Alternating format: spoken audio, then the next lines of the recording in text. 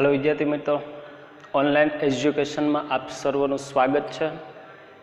आज हूँ तमारी समक्ष धोरण 10 सामाजिक विज्ञान पाठ नंबर 8 कुदरती संसाधनों लईने आव्यो छुं। आगळना लेक्चरोनी अंदर आपणे पाठ नंबर 1 ની વાત કરી थी।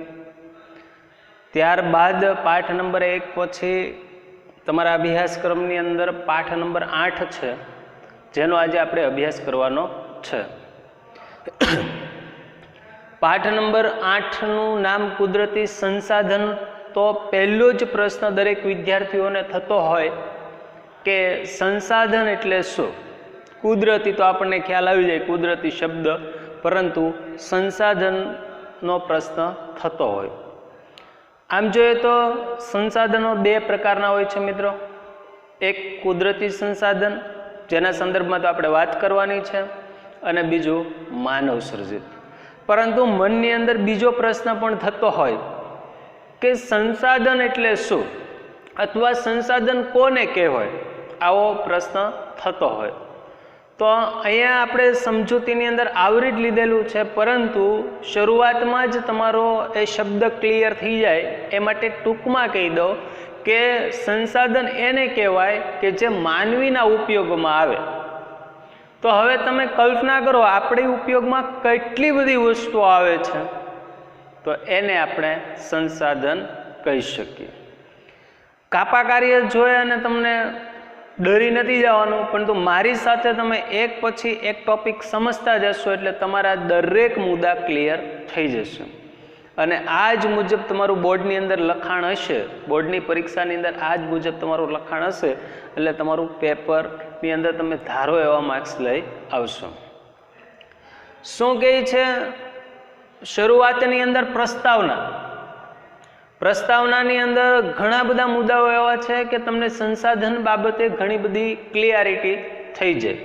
સંસાધન એટલે આખા પાઠની પૂર્વ ભૂમિકા, કે જેની અંદર આખો પાઠ શું કહેવા માંગવાનો છે એની સમજ તમને પ્રસ્તાવનામાંથી જ મળી જાય છે। અને પ્રસ્તાવના જે છે એની અંદરથી ઘણી બધી વખત ટૂંકા પ્રશ્ન કે MCQ કે ખાલી જગ્યા રૂપે આમાંથી નીકળતા હોય છે। તો આપણે જોઈએ પ્રસ્તાવનાની અંદર પહેલી જ બાબત કીધી છે, સંસાધન દ્વારા જરૂરિયાત પૂર્ણ થાય છે। મેં ખાલી પૂર્ણ સુધી શબ્દ લીધો, પરંતુ યાદ રાખવાનું કે સંસાધન દ્વારા માનવીની તમામ જરૂરિયાતો પૂર્ણ થાય છે। આ પહેલો મુદ્દો યાદ રાખો। બીજી બાબત શું કહે છે કે કુદરતની અંદર હજારો તત્વો છે। અહીંયા થોડીક મિસ્ટેક છે કે કુદરતમાં હજારો તત્વો છે, પરંતુ બધાને સંસાધન ન કહી શકાય, કારણ કે કુદરતે તો આપણને અઢળક સંપત્તિ આપી છે, અઢળક તત્વો આપણને આપ્યા છે, પરંતુ તેને આપણે સંસાધન બધાને ન કહી શકાય। તો હમણાં મેં તમને આગળ કીધું એમ કે તમને મનની અંદર પ્રશ્ન થતો હોય તો સંસાધન કોને કહેવાય, તો અહીંયા મેં કાઉન્સની અંદર લખ્યું છે કે માનવ પોતાના જ્ઞાન કૌશલ્ય દ્વારા ઉપયોગમાં લે તેને સંસાધન કહેવાય। એક્ઝામ્પલ તરીકે, પૃથ્વીના પેટાળમાંથી આપણને લોખંડ મળ્યું। હવે પ્રાચીન સમયના લોકોને આમ જ્ઞાન થયું કે આ કંઈક ધાતુ છે, પરંતુ એનો કંઈ ઉપયોગ જ ન કર્યો હોત, એને ભઠ્ઠીની અંદર તપાવી અને એ લોખંડને ગાળ્યું ન હોત અને ઘડતરનું લોખંડ ન બનાવ્યું હોત, તો એ આપણા માટે સંસાધન ન કહેવાય। કેમ? કારણ કે આપણે એને એ જે પૃથ્વીના પેટાળમાંથી જે લોખંડ મેળવ્યું છે એના ઉપર કશી જ પ્રોસેસ કરી નથી, તો એ સંસાધન ન કહેવાય। આ સિમ્પલ ઉદાહરણ સમજાય જાય એ માટે। એટલે હવે આપણે પૃથ્વીના પેટાળમાંથી લોખંડ મેળવ્યું, એટલે માનવીએ શું કર્યું? તો કે માનવ પોતાના જ્ઞાન અને કૌશલ્ય દ્વારા એનો ઉપયોગ કર્યો, આથી લોખંડને આપણે સંસાધન કહીએ છીએ। તો આવી કેટલી બધી ધાતુઓ છે કે જે પૃથ્વીના પેટાળમાંથી મળેલી છે, અને માનવીએ પોતાના જ્ઞાન કૌશલ્ય બુદ્ધિ ચાતુર્ય દ્વારા એના ઉપર પ્રોસેસ કરી છે અને કંઈકનું કંઈક બનાવ્યું છે, એટલે એ બધા સંસાધનો કહેવાય। ક્લિયર? એના પછીનો મુદ્દો શું છે તો કે બીજી રીતે કહેવું હોય તો, સંસાધન માટે બીજી રીતના કહેવું હોય તો જે વસ્તુ પર માનવી આશ્રિત કે નિર્ભર હોય, જેમાંથી જરૂરિયાત પૂર્ણ થાય છે અને માનવી પાસે તેનો ઉપયોગ કરવાની શારીરિક અને માનસિક શક્તિ હોય, તેને સંસાધન કહેવાય. બહુ ક્લિયર થઈ જાય છે. આપણે સંસાધન વિશે બીજી રીતના કહેવું હોય તો જે વસ્તુ પર, હું તમને હાઇલાઇટ કરતો જાઉં કે જે વસ્તુ પર માનવી આશ્રિત કે નિર્ભર એટલે કે એના ઉપર નભતો હોય, જેનાથી જરૂરિયાત પૂર્ણ થાય, કે આપણી જે જરૂરિયાત છે એ જેનાથી પૂર્ણ થાય અને માનવી પાસે તેનો ઉપયોગ કરવાની શારીરિક અને માનસિક શક્તિ હોય, તેને સંસાધન કહેવાય. ક્લિયર?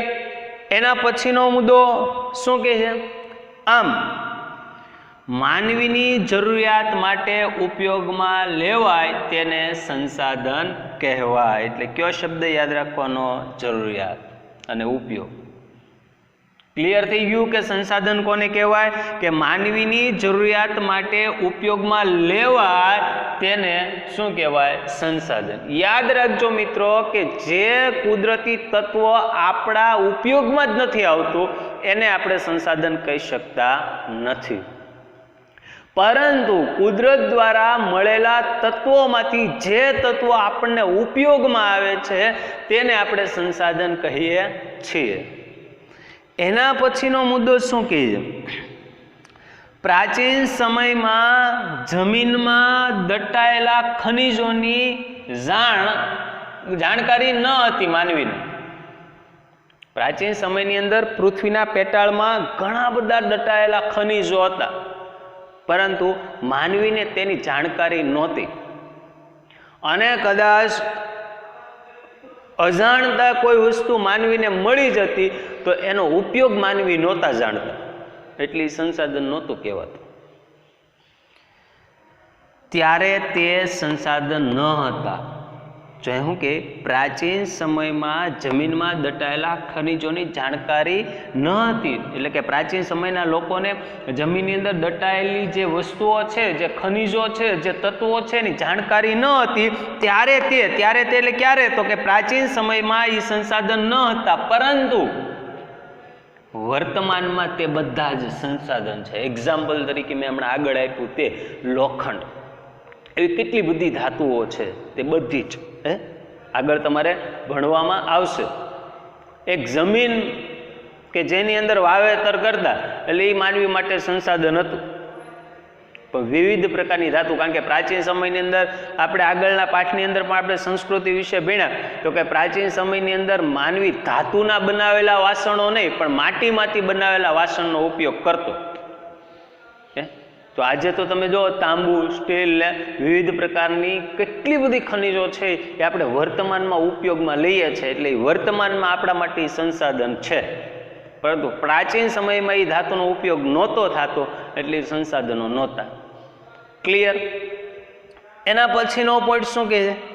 કુદરતી સંસાધનમાં ઉપયોગિતા અને કાર્ય કરવાની યોગ્યતાના બંને ગુણધર્મો હોવા જરૂરી છે. ટૂંકો પ્રશ્ન પૂછાય એવો છે આ પોઈન્ટ વાળો કે કુદરતી સંસાધનમાં કયા ગુણધર્મો હોવા જોઈએ? તો કુદરતી સંસાધનમાં બે ગુણધર્મો હોવા જોઈએ. એક ઉપયોગિતા એટલે કે આપણને ઉપયોગમાં આવવું જોઈએ, અને બીજું એના ઉપર આપણે કાર્ય કરી શકવા જોઈએ. ફરીથી લોખંડનું ઉદાહરણ હું તમને આપું કે આપણને પૃથ્વીના પેટાળમાંથી કાચું લોખંડ મળે છે, એમાં ખનિજે હોય છે અને માટી પણ હોય છે. હવે એ ખનિજ આપણને મળ્યું છે પૃથ્વીના પેટાળમાંથી, પરંતુ એની ઉપર કંઈ કાર્ય થઈ જ ન શકતું હોય, એટલે કે લોખંડને ભઠ્ઠીની અંદર, ચૂનો એટલે લોહ તત્વ, અને ચૂનાની ભઠ્ઠીની અંદર એને ગરમ કરવામાં આવે અને ગાળવામાં આવે. હવે એ કાર્ય આપણે કરી જ ન શકતા હોય તો એનો ઉપયોગ થઈ જ ન શકે. કારણ કે લોખંડને પહેલાં શુદ્ધ કરવામાં આવે. શુદ્ધ કરવા માટે પહેલાં કાચો લોખંડ મળે, પછી એને ભઠ્ઠીમાં નાખવામાં આવે અને લોહ તત્વ છે એને અલગ તારવવામાં આવે અને અન્ય તત્વો એને અલગ તારવવામાં આવે અને પછી જે લોખંડને ગરમ કર્યું હોય ભઠ્ઠીની અંદર એને ઘડતરનું લોખંડ બનાવવામાં આવે છે. એટલે કે વિવિધ પ્રકારના રેલના પાટા અને રેલના ડબ્બા અને લોખંડની અઢળક વસ્તુઓ બી આપણે એમાંથી બનાવીએ છીએ. કેમ? કારણ કે એના ઉપર આપણે કાર્ય કરી શકીએ. પરંતુ કલ્પના કરો કે લોખંડ ઉપર આપણે પ્રોસેસ ન કરી શકતા હોત, એટલે કે કાર્ય ન કરી શકતા હોત, તો એ આપણા માટે સંસાધન ન કહેવાય.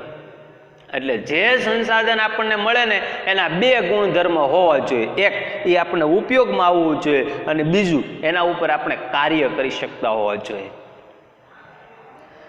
એના પછીનો પોઈન્ટ શું કે પ્રસ્તાવનાનો છેલ્લો મુદ્દો, કુદરત, માનવ, સંસ્કૃતિ ત્રણેયની પરસ્પર પ્રક્રિયા દ્વારા જ સંસાધન બને છે. કોઈ પણ કુદરતી તત્વ હોય એમાં આ ત્રણ વસ્તુની પ્રોસેસ થાય તો જ સંસાધન બને. એટલે કે કુદરતે આપણને આપ્યું, એના ઉપર માનવી પ્રોસેસ કરી શકવો જોઈએ અને એનો સંસ્કૃતિમાં ઉપયોગ થતો હોવો જોઈએ. હવે આપણે કોઈ વસ્તુનો ઉપયોગ જ ન, એક્ઝામ્પલ તરીકે લોખંડમાંથી કંઈ વસ્તુ જ ન બનાવવામાં આવતી હોત, એટલે આપણી સંસ્કૃતિમાં આપણી અંદર લોખંડનો કંઈ ઉપયોગ જ ન થતો હોત તો એ કંઈ કામનું જ નહોતું. એટલે કુદરત, માનવ અને સંસ્કૃતિ આ ત્રણેયની પરસ્પર પ્રક્રિયા દ્વારા જ કોઈ પણ કુદરતી તત્વ સંસાધન બને. એટલે ક્લિયર તમારી પ્રસ્તાવના અહીંયા.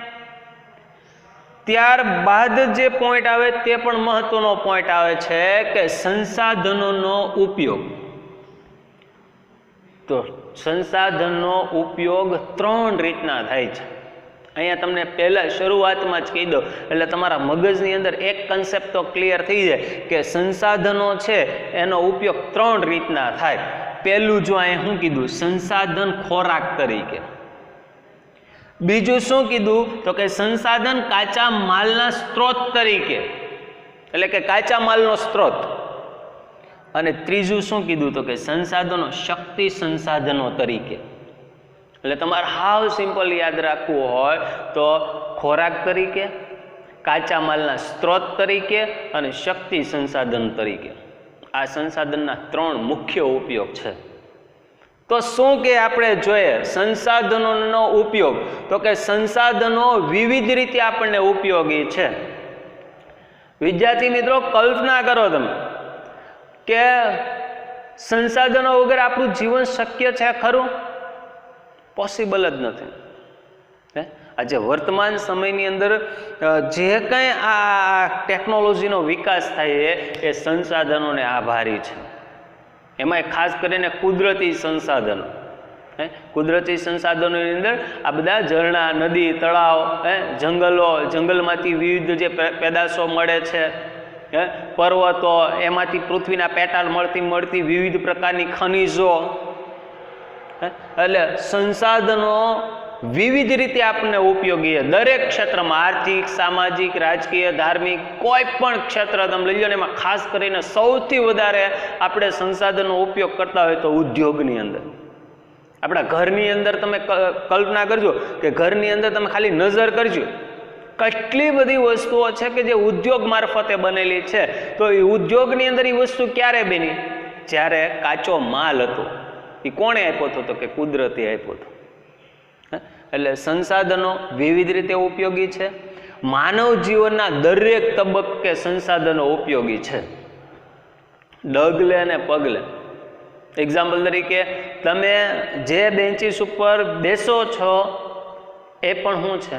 સંસાધન છે. એમાંથી જ બનેલી બેન્ચીસ છે કે જેમાં લોખંડનો ઉપયોગ થયેલો છે, લાકડાનો પણ ઉપયોગ થયેલો છે. ટાંકણીથી લઈ અને મોટા મોટા યંત્રો છે એ બધા સંસાધનોનો આભારી છે.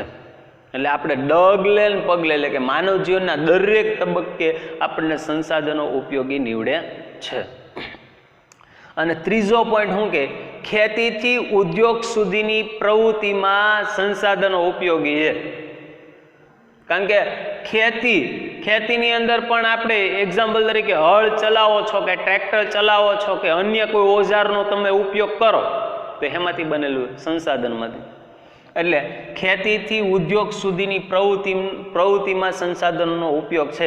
એ ઉપયોગ પ્રત્યક્ષે થાય છે અને પરોક્ષે થાય છે. હવે તમને પ્રશ્ન થતો હોય કે પ્રત્યક્ષ એટલે શું અને પરોક્ષ એટલે શું? એક્ઝામ્પલ તરીકે તમે મારી સામે અહીંયા બેઠેલા હોય આ વર્ગખંડની અંદર, તો એ પ્રત્યક્ષ આપણે અભ્યાસ કર્યો કહેવાય. પરોક્ષ અત્યારે હું તમને ઓનલાઈન મારફતે ભણાવું છું. એ પરોક્ષ કે જેમાં હાજરી ન હોય કોઈ પણ એકની, કાં મારી કાં તમારી, એ પરોક્ષ. એટલે સંસાધન છે એનો ઉપયોગ આપણે કાં પ્રત્યક્ષ કરીએ છીએ ને કાં પરોક્ષ કરીએ છીએ. તો સંસાધનોનો ઉપયોગ જે છે એનો પહેલો પોઈન્ટ શું કે સંસાધન ખોરાક તરીકે. શું કે જો ખોરાકની જરૂરિયાત સંસાધન દ્વારા જ પૂર્ણ થાય. એક્ઝામ્પલ તરીકે આપણે વિવિધ પ્રકારના અનાજ અથવા વિવિધ પ્રકારના કઠોળ શેમાંથી પાકે તો કે જમીનમાંથી. તો જમીન શું થયું તો કે સંસાધન છે. હવે જમીન ન હોય તો આપણે કઠોળ અને અનાજ ક્યાંથી પકવત? વિવિધ પ્રકારના પાકો ક્યાંથી પકવત? એટલે કીધું કે ખોરાકની જરૂરિયાત સંસાધન દ્વારા જ પૂર્ણ થાય. જો સંસાધન ન હોત તો આપણે ભૂખ્યા મરત. કુદરતી રીતે થતા ફળ હેમાં થાય? જમીનમાંથી. ખેતીના ખાદ્ય પાકો, દૂધ, માંસ, માછલા, જળચરો, મધમાખીમાંથી મળતું મધ વગેરે ખાદ્ય સામગ્રી તરીકે આપણે ઉપયોગ કરીએ છીએ. એટલે બહુ સિમ્પલ છે. સંસાધન ખોરાક તરીકે તો કે ખોરાકની જરૂરિયાત સંસાધન દ્વારા પૂર્ણ થાય છે. કુદરતી રીતે થતા ફળ, ખેતીના ખાદ્ય પાકો, દૂધ, માંસ, માછલા, જળચરો, મધમાખીમાંથી મળતું મધ વગેરે ખાદ્ય સામગ્રી તરીકે આપણે ઉપયોગ કરીએ છીએ. એટલે બધી વસ્તુ સંસાધન થાય. એટલે સંસાધન વગર આપણે આપણી ભૂખ સંતોષી શકતા નથી. બીજો પોઈન્ટ શું કે સંસાધન કાચા માલનો સ્ત્રોત. એક્ઝામ્પલ તરીકે આજે તમે સારી બ્રાન્ડના કપડાં પહેરો છો તો એ શેમાંથી બનેલા છે તો કે રૂમાંથી. તો રૂ આપણને કોણ આપે તો કે સંસાધન એટલે કે જમીન. તો પહેલા તો આ કપડાં શેમાંથી બન્યા તો કાચો માલ હતો એટલે કે રૂ હતું ત્યારે આ કપડાં બન્યા. તો આવી અઢળક વસ્તુઓ કે જે તમારા જીવનની અંદર તમે ઉપયોગ કરો છો. પહેલા સંસાધન એટલે કે કુદરતે આપણને કાચો માલ આપ્યો છે અને એના ઉપર પ્રોસેસ કરી છે અને પછી જે તે વસ્તુ બની છે ને એનો આપણે ઉપયોગ કરીએ છીએ. તો શું કે સંસાધન કાચા માલનો સ્ત્રોત તો કે જંગલમાંથી પ્રાપ્ત થતી વિવિધ પ્રકારની પેદાશો. એક્ઝામ્પલ કે લાકડું મળે તો લાકડાને આપણે લાવી સીધું આપણે ફર્નિચર બનાવી નાખી નહીં, લાકડા ઉપર પહેલા પ્રોસેસ કરવામાં આવે છે. એક્ઝામ્પલ તરીકે તમને જંગલમાંથી લાકડા કાપીને સીધા તમને આ બેન્ચીસ ઉપર એ લાકડા ઉપર જ બેહાડી દીધા હોત તો કેવું લાગે? શક્ય જ નથી ને. એ લાકડાને વિવિધ પ્રકારનું પાલિશ, વિવિધ પ્રકારની કેમ લોખંડને ઘડવામાં આવે એવી રીતના લાકડા ઉપર પ્રોસેસ કરવામાં આવે, પાટિયા બનાવવામાં આવે, પછી બેન્ચીસ બને. એવી અઢળક પેદાશો જે છે જંગલની જેનો આપણે કાચા માલ તરીકે ઉપયોગ કરીએ છીએ ને એમાંથી આપણે વિવિધ પ્રકારની વસ્તુઓ બનાવીએ છીએ. એક્ઝામ્પલ તરીકે આપણા ખેતરમાંથી ઘઉં પાકે તો આપણે કોરા ઘઉં ખાઈએ છીએ નહીં, તો ઘઉંને દળવા પડે છે. તો ઘઉં એ કાચો માલ છે, પછી દેડા પી એટલે કે એની પ્રોસેસ કરી અને પછી આપણે એમાંથી રોટલી બનાવીએ છીએ. તો જંગલમાંથી પ્રાપ્ત થતી પેદાશો, ખેતીમાંથી પ્રાપ્ત થતી વિવિધ પ્રકારની ચીજો, પશુમાંથી આપણને જે ઊન મળે, ચામડા મળે અને માંસ અને ખનિજ અયસ્ક એટલે વિવિધ પ્રકારની કાચી ખનિજ વગેરે ચીજો ઉદ્યોગ માટે ઉપયોગી છે. એટલે કે એ પહેલાં ઉદ્યોગમાં જાય છે. એક્ઝામ્પલ તરીકે માંસ છે તો એ પહેલાં ઉદ્યોગમાં જાય. ચામડું છે, કોઈ પણ પશુના શરીર ઉપરથી મળેલું ચામડું છે આપણે એના ઉપર પ્રોસેસ કરવી પડે, પછી આ વિવિધ પ્રકારના બેલ્ટ ને ચપ્પલ ને બૂટ ને વિવિધ પ્રકારની વસ્તુઓ આ ઘોડાની બધી લગામ ને એ બધું પછી બને, એમને નથી બનતું. એટલે એ પેલા ઉદ્યોગમાં જાય. એટલે ઉદ્યોગ માટે આ બધી વસ્તુ ઉપયોગી છે. એટલે કે જંગલમાંથી પ્રાપ્ત થતી પેદાશો, ખેતીમાંથી પ્રાપ્ત થતી વિવિધ પ્રકારની ચીજો, પશુઓમાંથી ઊન, ચામડા અને માંસ, અને પૃથ્વીના પેટાળમાંથી ખનિજ, અયસ્ક વગેરે ચીજો ઉદ્યોગ માટે ઉપયોગી છે. એટલે આ બધી સાંકળ છે. કુદરતે આપણને કાચા માલ તરીકે આપ્યું, એનું આપણે પહેલાં સંશોધન કર્યું કે કુદરતે ક્યાં ક્યાં એ વસ્તુ આપેલી, આપણે એ મેળવા પછી એને શુદ્ધ કર્યા પછી એને ઉદ્યોગમાં ગઈ, ઉદ્યોગની અંદર પણ ઘણી બધી પ્રોસેસ થઈ, પછી એમાંથી જે તે વસ્તુ તૈયાર થઈ અને પછી એ માર્કેટમાં આવીને પછી આપણે એનો ઉપયોગ કરીએ છીએ. આ બધી એક સાંકળ છે. અને ત્રીજો પોઈન્ટ સંસાધનોના ઉપયોગની અંદર ત્રીજો પોઈન્ટ સંસાધનો, શક્તિ સંસાધનો તરીકે. તો કોઈ પણ વાહન હોય, એ 2 વ્હીલ હોય, 4 વ્હીલ હોય કે કોઈ પણ વાહન હોય, તે શક્તિ સંસાધન એમાં નાખીએ એટલે કે કોઈ પેટ્રોલ, ડીઝલ કે કુદરતી વાયુ એટલે કે ગેસ નાખીએ તો જ એ વાહન આપણે દોડી શકે. તો ત્રીજા પોઈન્ટની અંદર સંસાધનો શક્તિના સંસાધન તરીકે ઉપયોગી, તો અહીંયા જોઈએ કોલસો. એક્ઝામ્પલ તરીકે તમે ગદ્દર ફિલ્મની અંદર કોલસો નાખે અને ટ્રેન દોડે જોયું, વરાળી યંત્રવાળી ટ્રેન.